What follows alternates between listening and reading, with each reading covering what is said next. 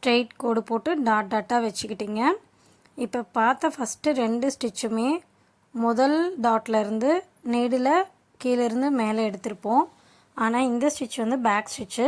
Back ஸ்டிச்சுங்கிற பேருக்கு தகுந்த மாதிரி பேக்லேருந்து ஃப்ரண்ட்டுக்கு வரணும். 1 2 3 போட்டிருக்கோம். 1ல் நீடில் குத்தக்கூடாது. செகண்ட் டாட்டில் நீடில் கீழேருந்து மேலே எடுக்கிறீங்க.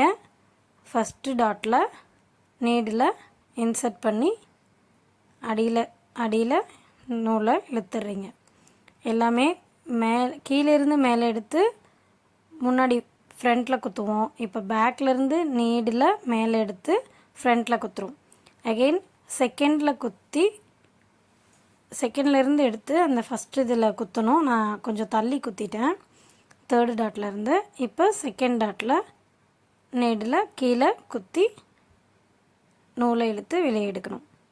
இப்போது அகெயின் ஒரே மாதிரி கேப் விட்டு, நான் இந்த இடத்துல கொஞ்சம் கேப் மிஸ் பண்ணிட்டேன் இல்லையா, அதனால் அகெயின் ஒரே மாதிரி கேப் விட்டு பேக்லேருந்து நீடில் அடியிலேருந்து எடுக்கிறீங்க,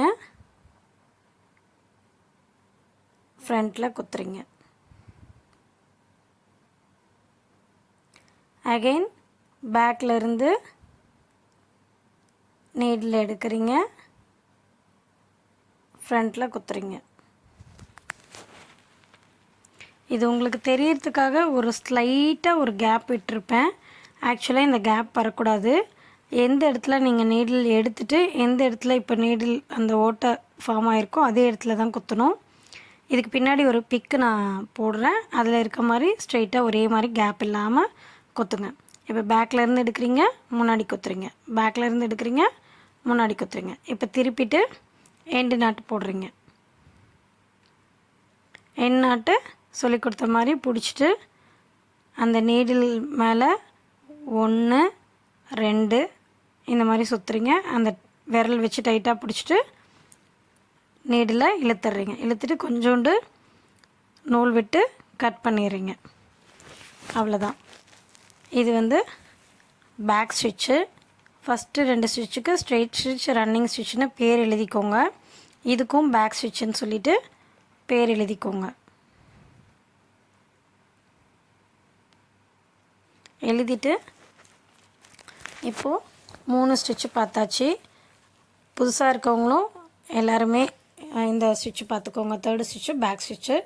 அடுத்தது லைவ் பார்க்காதவங்களுக்கு அந்த ஸ்ட்ரெயிட் ஸ்டிச்சில் ஒரு ஃப்ளவர் க்ரியேட் பண்ணுறது எப்படின்னு பாருங்கள். ஸ்ட்ரெயிட்டாக ஒரு கோடு போடுறீங்க, அதுலேருந்து கிராஸாக ஒரு கோடு, அடுத்தது அகைன் ஒரு கோடு. நம்ம கோலம் போடுறதுக்கு போடுற மாதிரியே தான். இப்போ 1ன்னு போட்ட இடத்துலேருந்து நீடில் அந்த ஸ்டார்டிங்கிலேருந்து எடுத்து சென்டரில் குத்துறீங்க. 2ல் ஸ்டார்டிங்கில் எடுத்து சென்டரில், 3ல் ஸ்டார்டிங்லேருந்து சென்டரில், 4 5 6 எடுத்து 6th இதில் சென்டரில் குத்திட்டு பின்னாடி திருப்பி எண்ணாட் போட்டுடுறீங்க. எண்ணாட் போட்டால் ஒரு ஃப்ளவர் நமக்கு ஸ்ட்ரெயிட் ஸ்டிச் ரெடி. இந்த ஃப்ளவரில் இந்த கோடில் நிறைய ஃப்ளவர் போடலாம். இதுக்கு ரன்னிங் ஸ்டிச்சும் ஸ்ட்ரெயிட் ஸ்டிச் அந்த ஃப்ளவருக்கு போட்டுருங்க. அடுத்தது பக்கத்தில் இருக்க ஃப்ளவர் வந்து 3 திலகம் மாதிரி 3 இது போட்டு கீழே ஸ்டெம் போட்டு 2 சைடு லீஃப் போட்டுக்கோங்க. இந்த 2 லீஃபும் போட்டுட்டு அந்த பெட்டல்ஸ் ஃப்ளவருக்கும் லீஃபுக்கும் ரன்னிங் ஸ்டிச்சும் பேக் ஸ்டிச்சும் போடுங்க. ஸ்ட்ரெயிட் ஸ்டிச்சு இந்த பக்கம் இருக்கிற 1 2 3 4 5 6ன்னு போட்டுருக்கலாம், அதில் ஸ்ட்ரெயிட் ஸ்டிச் போடுங்க.